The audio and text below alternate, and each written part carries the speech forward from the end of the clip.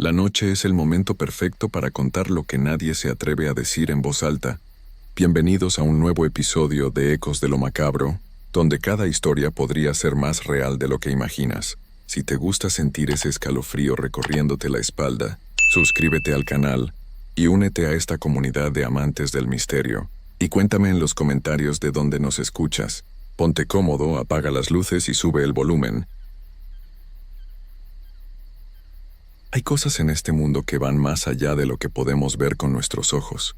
Eventos que suceden cuando menos lo esperamos, en lugares donde la realidad se mezcla con lo que no podemos explicar. A veces, las historias que escuchamos de nuestros abuelos, esas que nos contaban en las noches oscuras, resultan ser más reales de lo que pensamos. Y cuando uno vive algo así, cuando uno es testigo de hechos que no tienen explicación, se da cuenta de que el mundo está lleno de misterios que preferimos ignorar. Por eso hoy les voy a contar lo que yo mismo viví, lo que vi con mis propios ojos durante la construcción del puente de Tampico, allá por los años 80. Mi nombre es Roberto, soy de Veracruz, y durante muchos años trabajé como supervisor de obra en diferentes construcciones por todo el país.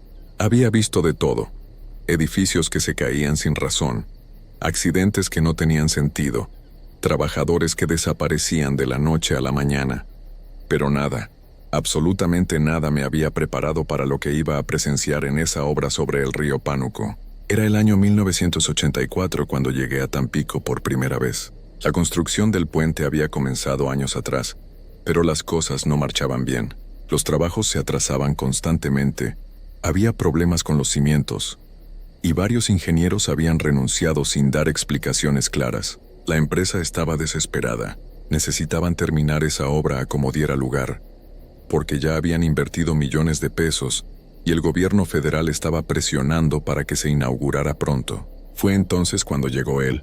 Marcelo se llamaba, un hombre alto, de piel morena, con unos ojos negros que parecían ver más allá de lo normal. Decía venir de Catemaco, allá en Veracruz, un lugar conocido por sus brujos y sus tradiciones antiguas. Desde el primer día que lo vi, algo me dio mala espina. No era solo su forma de hablar, pausada y misteriosa, sino la manera en que miraba a los trabajadores, como si estuviera calculando algo que nosotros no podíamos entender. Los directivos de la constructora lo habían contratado como ingeniero principal, después de que el anterior se fuera de repente, diciendo que ese lugar estaba maldito. Marcelo llegó con la promesa de terminar el puente en tiempo récord, algo que todos sabíamos era imposible, dado el estado en que se encontraba la obra. Las primeras semanas fueron normales. Bueno, tan normales como pueden ser cuando tienes a cientos de trabajadores tratando de construir un puente de más de 1500 metros sobre un río que siempre había sido considerado sagrado por los pueblos antiguos de la zona. Marcelo revisaba los planos durante horas, caminaba por toda la obra, y siempre andaba con un cuaderno negro donde escribía cosas que nunca nos dejaba ver. Los trabajadores comenzaron a murmurar entre ellos. Decían que el nuevo ingeniero sabía cosas que no debería saber, que podía predecir cuándo iba a llover, cuándo habría viento fuerte, cuándo era el momento perfecto para hacer cada trabajo.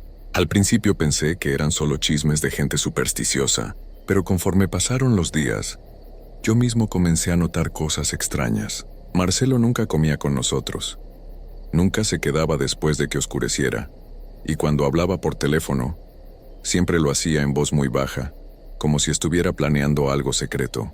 Una tarde, mientras revisaba unos reportes en mi oficina temporal, escuché que hablaba con alguien cerca de los cimientos del puente. Me acerqué con cuidado, tratando de no hacer ruido. Lo que escuché me heló la sangre. Marcelo estaba hablando solo, pero su voz sonaba diferente, más grave, como si fuera otra persona. Decía números, fechas, y mencionaba algo sobre un trato que tenía que cumplirse antes de que terminara el año. Cuando se dio cuenta de que estaba ahí, se volteó hacia mí con una sonrisa que no llegaba a sus ojos. «Roberto», me dijo, «qué bueno que estás aquí. Necesito que mañana reúnas a los 300 mejores trabajadores. Tengo algo importante que decirles». Esa noche no pude dormir. Algo en la forma en que había dicho 300 me inquietaba profundamente. Era un número muy específico, demasiado exacto para ser casualidad.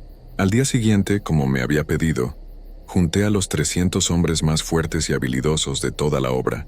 Era gente buena, trabajadores que habían venido de diferentes partes del país buscando ganarse la vida honradamente. Marcelo llegó exactamente al mediodía, cuando el sol estaba más fuerte. Llevaba su cuaderno negro y una pequeña bolsa de cuero que nunca antes había visto. Se subió a una plataforma improvisada y comenzó a hablar. Sus palabras al principio sonaban normales. Hablaba sobre el progreso de la obra, sobre la importancia del trabajo bien hecho, sobre el orgullo de construir algo que duraría para siempre. Pero conforme avanzaba su discurso, su voz fue cambiando. Se volvía más profunda, más hipnótica. Los trabajadores parecían estar como en trance, asintiendo con la cabeza sin apartar la vista de él. Fue entonces cuando dijo algo que nunca podré olvidar. Este puente será eterno, resistirá terremotos, huracanes y el paso del tiempo, pero para lograrlo necesita algo más que cemento y acero. Necesita energía, necesita fuerza, necesita... Se detuvo, miró hacia el río y luego nos miró a todos nosotros. Necesita almas que lo protejan. El silencio que siguió fue terrible. Nadie se movía, nadie respiraba. Era como si el tiempo se hubiera detenido. Y entonces Marcelo abrió su cuaderno negro y comenzó a leer nombres. Uno por uno, Marcelo comenzó a pronunciar los nombres de los 300 trabajadores que estaban ahí reunidos. Su voz resonaba extraña, como si viniera de muy lejos, y cada nombre que decía parecía quedarse flotando en el aire por unos segundos antes de desvanecerse. Los hombres seguían inmóviles como estatuas de carne y hueso. Yo traté de moverme, de gritarles que reaccionaran, pero era como si mis piernas fueran de plomo. Una fuerza invisible me mantenía clavado en mi lugar, obligándome a ser testigo de lo que estaba pasando. Cuando Marcelo terminó de leer el último nombre, cerró su cuaderno negro y sacó algo de la bolsa de cuero. Era una piedra oscura, del tamaño de una manzana, que brillaba con una luz rojiza que parecía venir de adentro. La levantó hacia el cielo y comenzó a murmurar palabras en un idioma que yo nunca había escuchado. El viento empezó a soplar con fuerza, aunque segundos antes había estado completamente calmado. El cielo, que había estado despejado toda la mañana, se llenó de nubes negras que aparecieron de la nada. El río Pánuco, que siempre había sido tranquilo en esa zona, comenzó a agitarse como si algo enorme se estuviera moviendo en sus profundidades. Y entonces sucedió algo que todavía me da escalofríos cuando lo recuerdo. Los 300 trabajadores, todos al mismo tiempo, comenzaron a caminar hacia el borde del puente incompleto. No corrían, no se apresuraban. Caminaban despacio, con pasos firmes, como si fueran soldados marchando hacia la batalla. Sus ojos estaban completamente blancos, sin pupilas, sin vida. Yo grité. Traté de detener al que tenía más cerca, pero cuando lo toqué su piel estaba helada como el hielo. Marcelo seguía con la piedra en alto, y su risa comenzó a llenar todo el lugar. Una risa que no era humana, que sonaba como el viento pasando por cavernas profundas. 300 almas para la eternidad, gritó hacia el cielo. 300 almas para que este puente nunca caiga. Uno a uno, los trabajadores llegaron al borde de la estructura y se detuvieron. Por un momento, pensé que iban a reaccionar, que se iban a dar cuenta de lo que estaba pasando. Pero entonces, Marcelo bajó la piedra y la enterró en el cemento fresco de uno de los pilares principales. En ese instante algo cambió en el aire. Se sintió como si una puerta enorme se hubiera cerrado de golpe, como si el mundo hubiera decidido que ya nada volvería a ser igual. Pero ya no eran los mismos hombres que habían llegado esa mañana. Se movían diferente. Trabajaban sin descanso, sin comer, sin hablar entre ellos. Eran como máquinas hechas de carne y hueso, programadas para una sola cosa: terminar ese puente. Yo quedé libre del hechizo justo cuando Marcelo guardó su cuaderno negro. Corrí hacia él. Le grité que qué había hecho, que cómo se atrevía a jugar con la vida de esa gente. Pero él me miró con esos ojos negros y profundos, y me dijo algo que nunca olvidaré. Roberto, ellos no han perdido sus vidas. Las han entregado para algo más grande. Este puente durará 1000 años. Resistirá todo lo que la naturaleza le mande. Pero a cambio, necesitaba algo que solo las almas humanas pueden dar: la fuerza de la voluntad, el deseo de permanencia, el miedo a la muerte convertido en eternidad. Traté de contactar a las autoridades, de denunciar lo que había visto, pero nadie me creía. ¿Cómo iba a explicar que 300 hombres habían vendido sus almas para terminar un puente? ¿Cómo iba a convencer a alguien de que había visto magia negra en pleno siglo XX? Además, la obra avanzaba como nunca antes. En las siguientes semanas el progreso fue increíble. Los trabajadores, esos 300 hombres que ya no parecían hombres, trabajaban día y noche sin parar. No importaba que lloviera, que hiciera viento, que hubiera tormentas eléctricas. Ellos seguían ahí, construyendo, soldando, cargando material. Los otros trabajadores, los que no habían estado en esa reunión terrible, comenzaron a sentir miedo. Decían que sus compañeros ya no los reconocían, que cuando les hablaban los miraban como si fueran extraños. Algunos renunciaron y se fueron de Tampico sin dar explicaciones. Otros se quedaron, pero trabajaban en silencio, evitando acercarse demasiado a esos 300 hombres que se habían vuelto diferentes. Una noche, no pude aguantar más la curiosidad y decidí quedarme en la obra después del atardecer. Quería ver qué pasaba cuando no había supervisión, cuando pensaban que nadie los estaba viendo. Me escondí detrás de unas vigas de acero y esperé. Lo que vi esa noche me convenció de que Marcelo había hecho un trato con fuerzas que ningún ser humano debería tocar.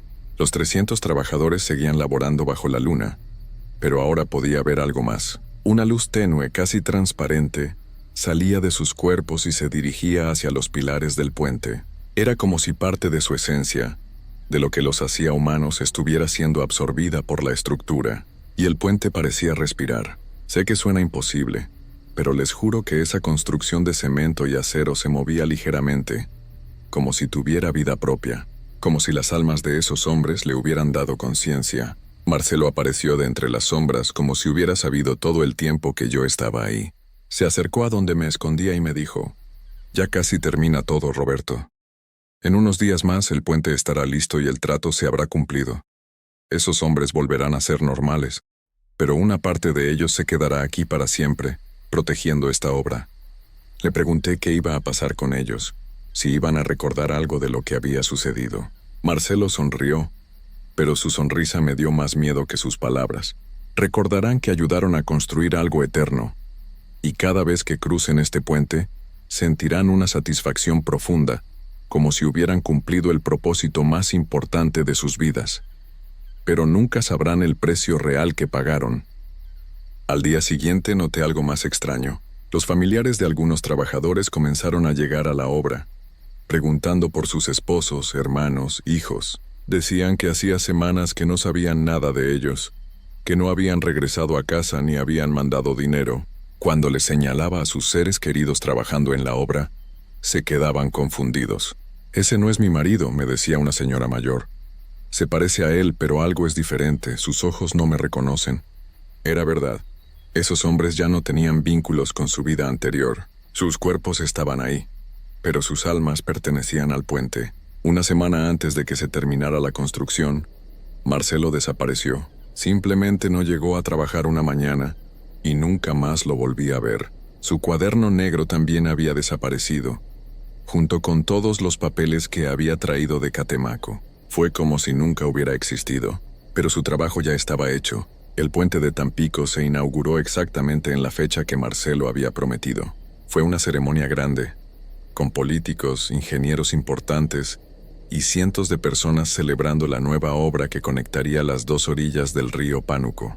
Los 300 trabajadores estuvieron ahí, en primera fila, aplaudiendo como todos los demás. A simple vista, parecían haber regresado a la normalidad, pero yo sabía la verdad. Podía verlo en sus ojos. Ya no tenían esa mirada blanca y vacía, pero tampoco tenían la chispa de vida que habían tenido antes. Era como si fueran copias de ellos mismos, versiones incompletas de quienes habían sido. Durante los discursos noté algo que me llamó la atención. Cada vez que algún funcionario hablaba sobre la fortaleza del puente, sobre cómo había sido construido para durar siglos, esos 300 hombres sonreían de una manera extraña. Una sonrisa que parecía venir de algún lugar muy profundo, como si supieran un secreto que nadie más conocía. Después de la inauguración, muchos de los trabajadores regresaron a sus pueblos nativos. Pero algo curioso comenzó a suceder en los meses siguientes. Algunos volvían a Tampico una y otra vez, sin ninguna razón aparente. Llegaban con sus familias. Decían que querían mostrarles el puente, pero se quedaban horas parados ahí, mirando la estructura como si estuvieran en trance. Sus esposas me contaban que por las noches hablaban dormidos, que repetían números y fechas, y que siempre mencionaban algo sobre cumplir la promesa. Yo decidí quedarme en Tampico algunos años más, trabajando en otras obras, pero siempre manteniendo un ojo en ese puente. Quería ver si realmente era cierto lo que Marcelo había prometido, si esa construcción iba a ser tan resistente como él había dicho. Y tengo que admitir que los años me dieron la razón. El puente de Tampico comenzó a mostrar una resistencia sobrenatural. En 1988, cuando el huracán Gilberto azotó la costa del Golfo de México, todos los puentes de la región sufrieron daños considerables. Algunos se cayeron completamente, otros quedaron tan mal que tuvieron que ser reconstruidos. Pero el puente de Tampico no tuvo ni un rasguño. Los vientos de más de 200 kilómetros por hora pasaron por él como si fuera una montaña sólida. Las autoridades dijeron que había sido una suerte increíble, que la ingeniería había sido perfecta. Pero yo sabía que no era suerte ni ingeniería, era el poder de esas 300 almas que seguían protegiendo la estructura. Durante los años 90, hubo varios temblores fuertes en la zona. Edificios se agrietaron, casas se cayeron, pero el puente siguió intacto. Los geólogos no podían explicarlo. Decían que por la ubicación y el tipo de suelo, esa construcción debería haber mostrado al menos algunos daños menores. Pero ahí estaba, firme como el primer día. Una noche del año 1995, decidí caminar por el puente cuando ya había oscurecido. Quería sentir de cerca esa energía extraña que siempre había percibido alrededor de la estructura. Mientras caminaba por el centro, exactamente donde Marcelo había enterrado aquella piedra rojiza, escuché algo que me hizo detenerme en seco. Eran voces, cientos de voces susurrando al mismo tiempo, tan bajito que casi no se podían distinguir. Pero si uno prestaba mucha atención, podía escuchar palabras sueltas: proteger, eternidad, cumplir la promesa.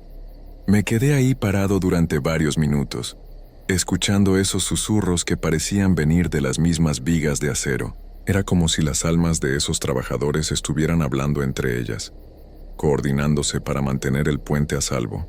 De repente sentí una presencia detrás de mí. Me di la vuelta y vi a un hombre mayor, de unos 60 años, parado ahí en silencio. Lo reconocí inmediatamente. Era Joaquín, uno de los 300 trabajadores que habían participado en el ritual de Marcelo. Pero había algo diferente en él. Sus ojos brillaban con una luz que no era completamente humana. «Roberto», me dijo con una voz que sonaba como si viniera del fondo de un pozo. «Sabíamos que ibas a venir. Llevamos años esperándote». Le pregunté qué quería decir, por qué había venido al puente tan tarde. Joaquín se acercó más y pude ver que su piel tenía un color grisáceo, como si no hubiera visto el sol en mucho tiempo. «Venimos todas las noches», me explicó. «Los 300 es nuestro deber. Tenemos que asegurarnos de que nada le pase al puente. Es parte de nosotros ahora, y nosotros somos parte de él». Me contó que desde aquella ceremonia, su vida había cambiado completamente. Durante el día, podía vivir de manera casi normal, trabajar, comer, hablar con su familia. Pero cada noche, sin poder controlarlo, se sentía llamado hacia el puente. «Es como una cuerda invisible que me jala», me dijo. «No puedo resistirme. Tengo que venir a cuidar lo que ayudé a construir». Le pregunté si se arrepentía, si hubiera preferido no haber estado en esa reunión terrible con Marcelo. Joaquín me miró con esos ojos que brillaban en la oscuridad y me dijo algo que todavía me quita el sueño. «¿Arrepentirme? Roberto, nosotros somos inmortales ahora. Nuestros cuerpos van a envejecer y van a desaparecer, pero una parte de nosotros va a vivir para siempre en este puente. Vamos a ver pasar los siglos. Vamos a proteger a miles de personas que crucen por aquí. ¿Cómo me voy a arrepentir de eso?». Esa fue la última vez que hablé con uno de los trabajadores del ritual. Al día siguiente dejé Tampico y me mudé a otra ciudad. No podía seguir viviendo cerca de ese lugar, sabiendo lo que sabía. Pero durante todos estos años, he seguido las noticias sobre el puente, y puedo confirmar que la promesa de Marcelo se ha cumplido. Han pasado más de 40 años desde su construcción, y esa obra no ha sufrido ni el más mínimo daño estructural. Ha resistido huracanes categoría 5, temblores de más de 7 grados, inundaciones terribles, y hasta intentos de sabotaje durante algunos conflictos. Los ingenieros de hoy en día estudian el puente de Tampico como un ejemplo de construcción perfecta. Dicen que la calidad del cemento y del acero es excepcional, que el diseño fue brillante, pero yo sé que no es eso. Durante mis 30 años investigando fenómenos extraños en México, he visto muchas cosas que me han dejado sin palabras, pero nada me preparó para lo que viví en la antigua aduana de Tampico. Me llamo Ricardo y soy de Veracruz. Llevo décadas dedicándome a documentar lugares donde la gente dice que pasan cosas raras. Siempre he sido una persona que necesita pruebas para creer en algo, pero lo que pasó en esa antigua aduana me cambió para siempre. Todo comenzó cuando recibí una llamada de un amigo que trabajaba en el puerto de Tampico. Me contó que en el edificio de la vieja aduana, que ya llevaba años cerrado, la gente escuchaba ruidos extraños por las noches, risas de niños que venían de la nada, pasos pequeños corriendo por los pasillos vacíos, voces infantiles que susurraban en las paredes. Al principio pensé que serían solo historias, pero cuando me dijo que varios guardias habían renunciado porque no podían soportar lo que veían ahí adentro, decidí ir a investigar por mí mismo. La antigua aduana de Tampico es un edificio que fue muy importante hace muchos años. Por ahí pasaban todas las mercancías que llegaban al puerto. Era un lugar lleno de movimiento, de gente trabajando, de barcos llegando y saliendo, pero con el tiempo las cosas cambiaron. La aduana se mudó a otro lado y el edificio quedó abandonado. La pintura se empezó a caer, los vidrios se rompieron. La humedad del puerto se metió por todas partes. Y fue entonces cuando empezaron los reportes de cosas extrañas.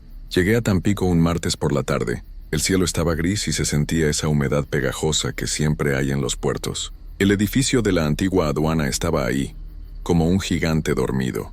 Tenía 3 pisos y muchas ventanas que ya no tenían cristales. Se veía triste y abandonado, pero había algo más, algo que no podía explicar. Una sensación extraña, como si alguien me estuviera observando desde adentro. Hablé con Don Miguel, el único guardia que se había quedado trabajando ahí. Era un hombre mayor, de unos 60 años que había visto muchas cosas en su vida, pero cuando me empezó a contar lo que pasaba en ese lugar, vi en sus ojos algo que nunca había visto antes. Miedo real. Mire, joven, me dijo mientras fumaba un cigarro con las manos temblando. Yo he trabajado de guardia en muchos lugares. He estado solo en fábricas, en oficinas, en bodegas, pero nunca había sentido lo que se siente aquí adentro. Me contó que todo había empezado hace unos 5 años.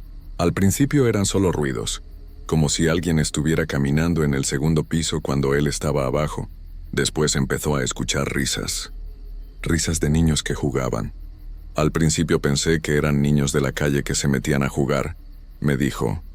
Pero cuando subí a ver no había nadie. Nada. Solo el eco de las risas que se perdía en los pasillos. Don Miguel me llevó adentro del edificio. Las paredes estaban llenas de humedad y había un olor raro. No era solo a abandonado, era algo más, como a tristeza, como a soledad. Me enseñó el lugar donde más cosas pasaban. Una oficina grande en el segundo piso que antes era donde trabajaban los jefes de la aduana. Ahí es donde más los escucho, me dijo en voz baja, sobre todo en las noches. Se oyen como si estuvieran jugando a las escondidas, corriendo de un lado al otro, riéndose. Pero cuando prendo la luz no hay nada. Decidí quedarme esa noche en el edificio para ver si era cierto lo que decía don Miguel. Instalé mis equipos, cámaras, grabadoras, medidores de temperatura, todo lo que uso siempre en mis investigaciones. Don Miguel se fue como a las 8 de la noche. Antes de irse me dijo algo que me puso nervioso. Si escucha a los niños, no los busque. No vaya hacia donde están las voces. Solo quédese quieto hasta que paren. Me quedé solo en ese edificio enorme. Al principio todo estaba en silencio. Solo se escuchaba el viento que entraba por las ventanas rotas y el sonido lejano del puerto. Eran como las 10 de la noche cuando empecé a escuchar los primeros ruidos. Pasos pequeños en el piso de arriba, como de niños corriendo descalzos. Al principio pensé que tal vez eran ratas o gatos, pero los pasos tenían un ritmo, como si alguien estuviera jugando. Después empezaron las risas. Risas claras de niños que se divertían. Venían del segundo piso, exactamente de la oficina que me había mostrado don Miguel. Me quedé paralizado. Las risas sonaban tan reales, tan vivas, como si realmente hubiera niños ahí arriba jugando a algo. Revisé mis equipos. Las grabadoras estaban funcionando.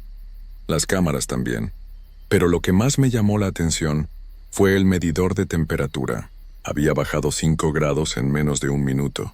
Las risas siguieron por unos 10 minutos más. Después todo volvió al silencio. Pero no era un silencio normal. Era un silencio pesado, como si algo estuviera esperando. Decidí subir al segundo piso. Cada escalón crujía bajo mis pies. El sonido se hacía eco por todo el edificio vacío. Cuando llegué al pasillo donde estaba la oficina, sentí algo que nunca había sentido antes. Una presencia. Como si alguien estuviera parado justo a mi lado, pero no podía verlo. Encendí mi linterna y alumbré toda la oficina. No había nada.